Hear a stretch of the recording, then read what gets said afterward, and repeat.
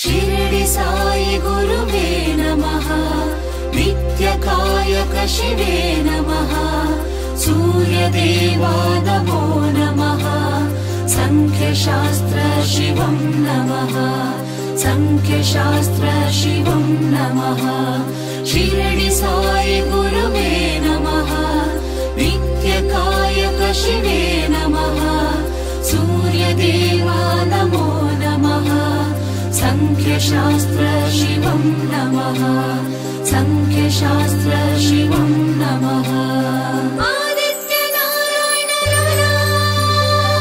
ಅದೃಷ್ಟ ಕನ್ನಡಿ ನೋಡಿ ಮಾಡುವುದೆಲ್ಲವೂ ಮೋಡಿ, ಭಾಗ್ಯದ ಬಾಗಿಲು ತೆರೆಯೋ ಕಾಲವು ಬಂದಿದೆ ನೋಡಿ. ಏಳು ಬೀಳಲ್ಲೂ ನಡೆಯೋದೆ ಜೀವನ, ಬದುಕು ಏನೆಂದು ತಿಳಿಯೋಣ ಈ ದಿನ. ಏಳು ಬೀಳಲ್ಲೂ ನಡೆಯೋದೆ ಜೀವನ, ಬದುಕು ಏನೆಂದು ತಿಳಿಯೋಣ ಈ ದಿನ.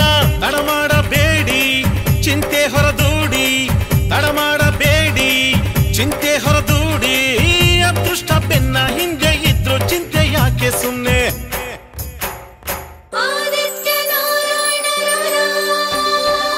ಅದೃಷ್ಟ ಕನ್ನಡಿ ನೋಡಿ ಮಾಡುವುದೆಲ್ಲವೂ ಮೋಡಿ, ಭಾಗ್ಯದ ಬಾಗಿಲು ತೆರೆಯೋ ಕಾಲವು ಬಂದಿದೆ ನೋಡಿ.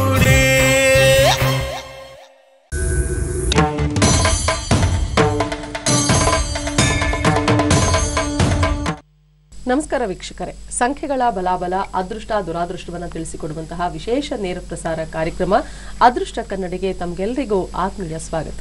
ನಮ್ಮ ಇಂದಿನ ಕಾರ್ಯಕ್ರಮಕ್ಕೆ ಆಗಮಿಸಿರುವಂತಹ ಪ್ರಖ್ಯಾತ ಸಂಖ್ಯಾಶಾಸ್ತ್ರಜ್ಞರು, ವಾಸ್ತು ತಜ್ಞರು, ಜ್ಯೋತಿಷಿಗಳು ಆದಂತಹ ಶ್ರೀ ಆದಿತ್ಯ ನಾರಾಯಣ ಗುರೂಜಿ ಅವರಿಗೆ ಮೊದಲಿಗೆ ಕಾರ್ಯಕ್ರಮಕ್ಕೆ ಸ್ವಾಗತವನ್ನು ಕೋರ್ತೇನೆ. ಸ್ವಾಗತ ಗುರೂಜಿ. ಎಲ್ಲ ವೀಕ್ಷಕ ಬಾಂಧವರಿಗೆ ನಮಸ್ಕಾರ. ಶ್ರೀಕೃಷ್ಣನ ಆರಾಧನೆ ಯಾವ ರೀತಿಯಾಗಿ ಮಾಡಿದ್ರೆ ಸಿನಿಮಾ ನಟರಿರ್ಬೋದು, ಕಲಾವಿದರಿರ್ಬೋದು ಒಂದು ಯಶಸ್ಸನ್ನ ಕಾಣಬಹುದು ಅನ್ನೋದನ್ನ ಕೂಡ ತಿಳಿಸ್ಕೊಡಿ ಗುರೂಜಿ. ನೋಡಿ, ಶ್ರೀಕೃಷ್ಣನಿಗೂ ಕಲಾವಿದರಿಗೂ ಒಂದು ಅವಿನಾಭಾವ ಸಂಬಂಧ ಇದೆ. ಎಷ್ಟೋ ಜನ ಗೊತ್ತಿಲ್ಲ ಇದು. ಕಲಾವಿದರಂದ್ರೆ ಯಾರು? ಶುಕ್ರ ಗ್ರಹದ ಒಂದು ಪ್ರಭಾವ ಇರತಕ್ಕಂಥವ್ರು. ಶುಕ್ರ ಗ್ರಹದ ಪ್ರಭಾವ ಇರತಕ್ಕಂಥವ್ರು ಕಲಾವಿದರಾಗಿ ಮುಂದೆ ಬರ್ತಾರೆ. ಅದು ಎಲ್ಲರೂ ಗೊತ್ತಿರತಕ್ಕಂಥ ವಿಚಾರ. ಇವತ್ತು ಕಲೆ, ಸಾಹಿತ್ಯ, ಸಂಗೀತ, ನಿರ್ದೇಶನ, ನಟನೆ, ನಾಯಕ, ನಟಿ, ನಾಯಕಿ, ನಟಿ ಯಾವುದೇ ಅಂತ ಒಂದು ಕಲಾರಂಗದಲ್ಲಿ ಅತ್ಯುತ್ತಮವಾದ ಸ್ಥಾನವನ್ನು ಬಳಸಬೇಕು ಅಂದಾಗ ಪ್ರತಿಯೊಬ್ಬರು ಕೂಡ ಒಂದು ಬಲ ಬೇಕು. ಪ್ರತಿಯೊಂದು ವಿಚಾರಗಳು ಒಂದು ಬಲ ಬೇಕು. ಅದು ದೈವ ಅನುಗ್ರಹ ಅಂತ ಹೇಳ್ತೀವಿ, ದೈವ ಬಲ ಅಂತ ಹೇಳ್ತೀವಿ. ಆ ದೈವ ಬಲ, ದೈವಾನುಗ್ರಹ ಇರಬೇಕು ಅಂತಂದಾಗ ಪ್ರತಿಯೊಬ್ಬರು ಚಲನಚಿತ್ರ ಇರತಕ್ಕಂಥವ್ರು ಎಲ್ಲರೂ ಕೂಡ ಶ್ರೀಕೃಷ್ಣ ಆರಾಧನೆ ಮಾಡಬೇಕು. ಶ್ರೀಕೃಷ್ಣನ ಆರಾಧನೆ ಮಾಡೋದ್ರ ಮುಖಾಂತರ ಎಲ್ಲಾ ಚಲನಚಿತ್ರ ಇರತಕ್ಕಂಥ ಎಲ್ಲಾ ವಿವಿಧ ರಂಗದಲ್ಲಿರ್ತಕ್ಕಂಥವ್ರು ಎಲ್ಲರೂ ಕೂಡ ಬಹಳ ಶ್ರೇಷ್ಠವಾಗಿರ್ತಕ್ಕಂಥ ಅನುಗ್ರಹ ಆಗ್ತದೆ. ಯಾರು ಕಲಾವಿದರು ಅತ್ಯಂತ ಯಶಸ್ವಿ ಗಳಿಸ್ಬೇಕು ಅವರೆಲ್ಲರೂ ಕೂಡ ಪ್ರತಿ ಶುಕ್ರವಾರ ನೀವು ಶ್ರೀಕೃಷ್ಣ ಆರಾಧನೆ ಮಾಡ್ಕೊಳ್ತಾ ಬಂದ್ರೆ ಬಹಳ ಅದ್ಭುತವಾಗಿ ನಿಮಗೆ ಯಶಸ್ಸು ಸಿಗ್ತಾ ಬರ್ತದೆ. ಎಷ್ಟೋ ಜನ ಗೊತ್ತಿಲ್ಲ ಇದು. ಯಾವಾಗೋ ಶ್ರೀಕೃಷ್ಣ ಜನ್ಮಾಷ್ಟಮಿ ದಿವಸ ಇನ್ಯಾವುದೋ ಒಂದು ದಿವಸ ಹೋಗಿ ಕೃಷ್ಣನ ನಮಸ್ಕಾರ ಮಾಡ್ಕೊಂಡು ಸೆಲ್ಯೂಟ್ ಮಾಡ್ಕೊಂಡ್ಬಂದ್ರೆ ಮುಗಿದೋಯ್ತು ಕತೆ. ಅದಲ್ಲ. ಪ್ರತಿಯೊಂದು ವಿಚಾರಗಳಲ್ಲೂ ಕೂಡ ವೈವಿಧ್ಯಮಯವಾಗಿರ್ತಕ್ಕಂಥ ಭಗವಂತನ ಅನುಗ್ರಹ ನಮಗಾಗಬೇಕು. ಶಾಸ್ತ್ರ ಸಂಪ್ರದಾಯ ಇದ್ರಲ್ಲಿ ನಾವಿದ್ರಲ್ಲಿ ಯಶಸ್ಸು ಗಳಿಸಬೇಕು ಅಂದ್ರೆ ನಮಗೂ ಒಂದು ಅನುಗ್ರಹ ಆಗಬೇಕು. ಅದಕ್ಕೊಂದು ದೈವ ಇರ್ತದೆ. ನಾವು ಒಂದು ಡಾಕ್ಟರ್ ಆಗ್ಬೇಕು, ಡಾಕ್ಟರ್ ಯಶಸ್ಸಬೇಕಂದ್ರೆ ಆ ಡಾಕ್ಟ್ರು ವಿದ್ಯೆ, ಡಾಕ್ಟರ್ ಕೆಲಸ ಯಶಸ್ವಿ ಆಗ್ಬೇಕಂದ್ರೆ ಅದಕ್ಕೊಂದು ದೈವ ಅನುಗ್ರಹ ಇರ್ತದೆ. ಇದನ್ನ ಇಂದಿನ ಕಾರ್ಯಕ್ರಮ ಹೇಳ್ಕೊಟ್ಟಿದ್ದೀನಿ ನಿಮಗೆ. ಯಾರ್ಯಾರು ಯಾವ ಉದ್ಯೋಗ ವ್ಯವಹಾರಗಳನ್ನ ಮಾಡ್ತಿದ್ದೀರಾ ಆ ಉದ್ಯೋಗ ವ್ಯವಹಾರಗಳಿಗೆ ಸಂಬಂಧಪಟ್ಟಂತ ದೈವಾನುಗ್ರಹ ಇದ್ರೆ ನಿಮಗೆ ಯಾವ ಗ್ರಹ ಕಾಟನ ಇರೋದಿಲ್ಲ ಅಂತೇಳಿ. ಯಾವ ಗ್ರಹ ಕಾಟನ ಇರೋದಿಲ್ಲ. ಗ್ರಹಗಳಿಗೆ ಅಧಿಪತಿಯಾಗಿರ್ತಕ್ಕಂಥ ದೈವ ನಾಯಕ ಹಿಡ್ಕೋಬೇಕು. ಅದರಿಂದ ಚಲನಚಿತ್ರ ರಂಗದಲ್ಲಿ ಉದ್ಧಾರ ಆಗಬೇಕು, ಎಲ್ಲಾ ರಂಗದಲ್ಲಿ ಯಶಸ್ವಿ ಆಗ್ಬೇಕು ಅಂತಂದ್ರೆ ಶ್ರೀಕೃಷ್ಣ ಆರಾಧನೆ ಮಾಡೋ ಜೊತೆಗೆ ಪ್ರತಿ ಶುಕ್ರವಾರ ಶ್ರೀಕೃಷ್ಣ ಆರಾಧನೆ ಮಾಡ್ಕೊಳ್ತಾ ಬಂದ್ರೆ ನಿಮಗೆ ಅದ್ಭುತವಾದ ಯಶಸ್ಸು ಸಿಗ್ತದೆ. ಹಾಗೆ ಮಧ್ಯರಾತ್ರಿ ಶ್ರೀಕೃಷ್ಣ ಆರಾಧನೆ ಮಾಡ್ಕೊಳ್ತಾ ಬಂದ್ರೆ ಇನ್ನು ಅತ್ಯುನ್ನತವಾಗಿರ್ತಕ್ಕಂಥ ಸ್ಥಾನಮಾನಗಳು ಯಶಸ್ಸು ನಿಮ್ಗೆ ಸಿಗ್ತಾ ಬರ್ತದೆ. ಅತ್ಯಂತ ಯಶಸ್ವಿಯಾಗಿ ಹೋಗ್ತಕ್ಕಂಥವ್ರು ಎಲ್ಲರೂ ಹಿಂದೆ ತಿಳ್ಕೊಳ್ಳಿ, ಅವರೆಲ್ಲ 1 ಗಂಟೆ ಕೂತ್ಕೊಳ್ತಾರೆ ಮನೆಯಲ್ಲಿ ಪೂಜೆಗೆ. ಆ ರೀತಿ ನಾವು ಬರೀ ಸ್ಕ್ರೀನ್ ಮೇಲೆ ನೋಡಿ ನಾವು ಮೆರೆದು ಬಿಡೋದಲ್ಲ, ಓಹೋ ಆಗತ್ತೆ ಅಂತೇಳಿ. ಅದ್ರ ಹಿಂದೆ ಹಲವಾರು ಅದ್ಭುತವಾಗಿರ್ತ ಶ್ರಮ ಮತ್ತೆ ಕಷ್ಟ ಇರ್ತದೆ. ಆ ಕಷ್ಟ ಶ್ರಮದಿಂದನೇ ಭಗವಂತನ ಒಳಕೆ ಮಾಡ್ಕೋಬೇಕು. ಅದಕ್ಕೆ ಶುದ್ಧ ಭಕ್ತಿಗಳು ಇರಬೇಕು. ಇದನ್ನ ಮಾಡ್ಕೊಳ್ಳಿ, ಒಳ್ಳೇದಾಗ್ಲಿ. ಸೊ ಗುರುಜಿ, ಈಗ ಕೃಷ್ಣನ ಒಂದು ಅನುಗ್ರಹಕ್ಕೆ ನಾವು ಚಲನಚಿತ್ರ ನಟಿರ್ಬೋದು, ಕಲಾವಿದರು ಅನುಗ್ರಹನ ಪಡ್ಕೊಳ್ಬಹುದು ಅಂತ ಹೇಳಿದ್ರಿ.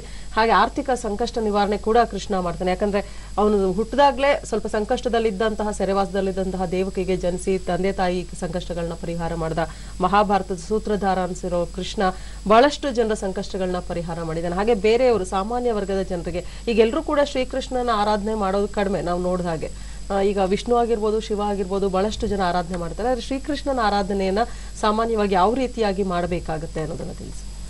ನೋಡಿ, ಅಷ್ಟಮಿ ತಿಥಿ ಅಂತಂದ್ರೆ ಶನಿಗ್ರಹ ಅಂತ ಹೇಳ್ತೀವಿ. ಶನಿಗ್ರಹ ಅಷ್ಟಮಿ ತಿಥಿ ಹುಟ್ಟಿರ್ತಕ್ಕಂಥ ಶ್ರೀಕೃಷ್ಣ ಸೆರೆವಾಸವನ್ನು ಅನುಭವಿಸ್ತಾ ಅಂತಂದ್ರೆ, ಇವತ್ತು ಎಷ್ಟೋ ಜನ ಬಾಲಾಪರಾಧಿಗಳು, ಅಪರಾಧಿಗಳು ಯಾವುದೋ ವಯಸ್ಸಲ್ಲಿ ಇಂಥ ಒಂದು ದುರ್ಘಟನೆಗಳಿಗೆ ಒಳಗಾಗ್ತಿರ್ತಾರೆ. ಅಲ್ಲಿಗೆ ಅದಕ್ಕೆ ಪ್ರೇರೇಪಣೆ ಆಗಿರ್ತಕ್ಕಂಥ, ಅದು ಪ್ರಭಾವಿತ ಕೆಲಸ ಮಾಡ್ತಕ್ಕಂಥನೋ, ಅಪರಾಧಿ ಆಗಿರ್ತಕ್ಕಂಥ, ಅಪರಾಧಿ ಜೈಲು ವಾಸ ಅನುಭವಿಸ್ಬೇಕಂತನೋ ಈ ಅಷ್ಟಮಿ ತಿಥಿಯ ಶನಿ ಪ್ರಭಾವನೆ ಹೊರತು ಬೇರೆ ಏನೂ ಅಲ್ಲ. ಅಲ್ಲಿಗೆ ಶ್ರೀಕೃಷ್ಣ ಅಷ್ಟಮಿ ಹುಟ್ಟಿದಾಗ ಅವನು ಕೂಡ ಆ ಶನಿ ಕಾಟದಿಂದ ತಪ್ಪಿಸೋಳಕ್ ಆಗ್ಲಿಲ್ಲ ಅನ್ನೋದರ ಒಂದು ಲೆಕ್ಕಾಚಾರವಾಗಿ ಇವತ್ತು ಶ್ರೀಕೃಷ್ಣ ಸೆರೆವಾಸವನ್ನು ಅನುಭವಿಸ್ತಾ ಅಂತೇಳಿ ನಾವು ಪುರಾಣ ಪುಣ್ಯಕಥೆಗಳು ಹೇಳ್ತೀವಿ. ಆದ್ರೂ ದೈವಾಂಶ ಸಂಭೂತರಾಗಿರ್ತಕ್ಕಂಥವ್ರಿಗೆ ಈ ರೀತಿ ಒಂದು ಸಮಸ್ಯೆ ಆಗತ್ತೆ, ವಿಷ್ಣುವಿನ ಈ ಅವತಾರಕ್ಕೆ ಇಂಥ ಒಂದು ತೊಂದರೆ ಆಗತ್ತೆ ಅಂದ್ರೆ ಸಾಮಾನ್ಯ ಮನುಷ್ಯರಿಗೆ ಆಗದೆ ಇರ್ತದ. ಅದರಿಂದ ಅಷ್ಟಮಿ ತಿಥಿಯಲ್ಲಿ ಹುಡ್ತಕ್ಕಂಥವ್ರು ವಿಶೇಷವಾಗಿ ಶ್ರೀಕೃಷ್ಣನ ಆರಾಧನೆ ಮಾಡ್ಕೊಳ್ತಾ ಬಂದಿರತಕ್ಕಂಥದ್ದು ಬಹಳ ಒಳ್ಳೇದು. ಕಾಲ ಭೈರವನ್ನ ಆರಾಧನೆ ಮಾಡ್ಕೊಂಡ್ ಬಂದಿರತಕ್ಕಂಥದ್ದು ಬಹಳ ಒಳ್ಳೇದು. ಅದರಿಂದ ಈ ವಿಶೇಷವಾದ ವಿಚಾರಗಳಲ್ಲೇ ಬಹಳಷ್ಟು ಲೆಕ್ಕಾಚಾರಗಳು ಒಂದಕ್ಕೊಂದು ಎಲ್ಲ ಇದ್ದೇ ಇರ್ತದೆ. ಇಲ್ಲಿ ನಾವು ಆರಾಧನೆ ಮಾಡ್ತೀವೋ ಬಿಡ್ತೀವೋ ಅದೇ ಬೇರೆ ಪ್ರಶ್ನೆ. ಆದ್ರೆ ಪರ್ಟಿಕ್ಯುಲರ್ ಆಗಿ ಈ ದೋಷ ಇರ್ತಕ್ಕಂಥವ್ರು, ಈ ತಿಥಿ ಹುಡ್ತಕ್ಕಂಥವ್ರು 8, 17, 26, 28 ಹುಡ್ತಕ್ಕಂಥವ್ರು ಕಲಾವಿದರುಗಳು ಶ್ರೀಕೃಷ್ಣನ ಮೊರೆ ಹೋಗ್ಲೇಬೇಕು. ಶ್ರೀಕೃಷ್ಣ ಮೊರೆ ಹೋಗಿಲ್ಲ ಅಂತಂದಾಗ ಈ ಗ್ರಹ ಸಂಬಂಧಪಟ್ಟಂತ ಪ್ರಭಾವಗಳು ಕಮ್ಮಿ ಆಗದೇ ಇಲ್ಲ, ಅದು ಪರಿಹಾರ ಆಗದೇ ಇಲ್ಲ, ದೋಷ ಬಿಡುಗಡೆ ಆಗದೇ ಇಲ್ಲ. ಅದಕ್ಕೆ ಪ್ರತಿಯೊಂದು ಶಾಸ್ತ್ರ ಸಂಪ್ರದಾಯಗಳಲ್ಲೂ ಅದರದೇ ಅಂತ ನಿಗದಿತವಾದಂತ ನಿಯಮಾನುಸಾರ ಕೆಲವೊಂದು ಅನುಗ್ರಹಗಳನ್ನ ಮಾಡ್ಕೊಳ್ಬೇಕು, ನಾವು ಅನುಷ್ಠಾನದಲ್ಲಿರ್ಬೇಕು, ಆಗ ದೈವದ ಅನುಗ್ರಹ ನಮಗಾಗತ್ತೆ ಅನ್ನೋದು ಬಹಳ ಶಾಸ್ತ್ರಗಳು ಬಹಳ ಸ್ಪಷ್ಟವಾಗಿ ಉಲ್ಲೇಖ ಮಾಡ್ತವೆ. ಇದರ ಸೂಚನಾತ್ಮಕವಾಗಿ ಗ್ರಹಗಳು ದೇವರನ್ನು ನಮ್ಮನ್ನು ಬಿಡೋದಿಲ್ಲ, ಇನ್ನು ನಿಮ್ಮನ್ನು ಬಿಡ್ತಾರ ಅನ್ನೋ ಸೂಚಕವಾಗಿ ಆ ಭಗವಂತ ಅಂತಕ್ಕಂಥ ಸೆರೆವಾಸ ಅನುಭವಿಸ್ತಾನೆ. ಅವನಿಗೆ ಅನುಭವಿಸ್ಬೇಕು ಅಂತ ಏನಲ್ಲ, ಅರ್ಥ ಆಯ್ತಾ? ದೈವ ಸಂಬಂಧಪಟ್ಟಂತ ವ್ಯಕ್ತಿಗಳು ಕೂಡ, ಇಂತಿಂತ ದೊಡ್ಡ ದೊಡ್ಡ ಮಹಾನ್ ವ್ಯಕ್ತಿಗಳು ಕೂಡ ಅನುಭವಿಸ್ತಾರೆ ಅಂತಂದ್ರೆ ಅದು ಸುಮ್ಮನೆ ಅಲ್ಲ, ಅದ್ರ ಅರಿವಾಗ್ಲಿ ಅಂತ. ಯಾರನ್ನೂ ಬಿಡೋದಿಲ್ಲ ಗ್ರಹಗಳು, ಯಾರನ್ನೂ ಬಿಡೋದಿಲ್ಲ. ನಾವೆಲ್ಲ ಅವರ ಆಡಳಿತಿದ್ದೀವಿ, ಅವರ ನಿಯಂತ್ರಣ ಇದ್ದೀವಿ ಅನ್ನೋದಕ್ಕೋಸ್ಕರನೇ ಶ್ರೀಕೃಷ್ಣ ದೈವಂ ಸಂಭೂತನಾಗಿದ್ರು ಕೂಡ ಮಾನವನಾಗಿ ಜನಿಸಿದಾಗ ಅದನ್ನು ಅನುಭವಿಸ್ತಾ. ಇದೆಲ್ಲ ಒಂದು ಸೂಚಕ. ನಾವಿದನ್ನ ಅರ್ಥ ಮಾಡ್ಕೊಳ್ಬೇಕು. ಇದು ಯಾವುದು ಅರ್ಥ ಮಾಡ್ಕೊಳ್ಳದೆ, ಏನೂ ಮಾಡ್ಕೊಳ್ಳದೆ, ನಮ್ಮ ಇಷ್ಟ ಬಂದೆಲ್ಲ ಹುಟ್ಟುಬಿಟ್ಟಿದೀವಿ, ಬೆಳೆದು ಬಿಟ್ಟಿದೀವಿ, ನಮಗೆ ಅದು ಬೇಕು ಇದು ಬೇಕು ಅಂದ್ರೆ ಕರ್ಮಗಳು ಬಿಡೋದಿಲ್ಲ. ಏನೋ ಒಳ್ಳೆ ಗ್ರಹದ ಹುಟ್ಟಿದ್ರೆ ಏನೂ ತೊಂದರೆ ಇಲ್ಲ, ತಲೆ ಕೆಡಿಸ್ಕೊಳ್ಳೋದು ಬೇಡ. ಆದ್ರೆ ಪ್ರತಿಯೊಬ್ಬರು ಒಳ್ಳೇದ ಕೆಟ್ಟದ ಅಂತ ತಿಳ್ಕೊಳ್ಬೇಕಾಗಿರೋದು ಮೊದಲನೇ ಹಂತ. ಇದನ್ನ ತಿಳ್ಕೊಳ್ಳಿ, ಒಳ್ಳೆದಾಗಲಿ. ಬಹಳಷ್ಟು ವಿಚಾರಗಳನ್ನ ತಿಳಿಸ್ಕೊಟ್ರಿ, ಹಾಗೆ ನಮ್ಮ ವೀಕ್ಷಕರಿಗೆ ಸೂಕ್ತ ಪರಿಹಾರಗಳನ್ನ ಸೂಚಿಸಿದ್ರಿ. ಕಾರ್ಯಕ್ರಮಕ್ಕೆ ಆಗಮಿಸಿದ್ದಕ್ಕಾಗಿ ನಿಮಗೆ ಧನ್ಯವಾದಗಳು. ನಮಸ್ಕಾರ.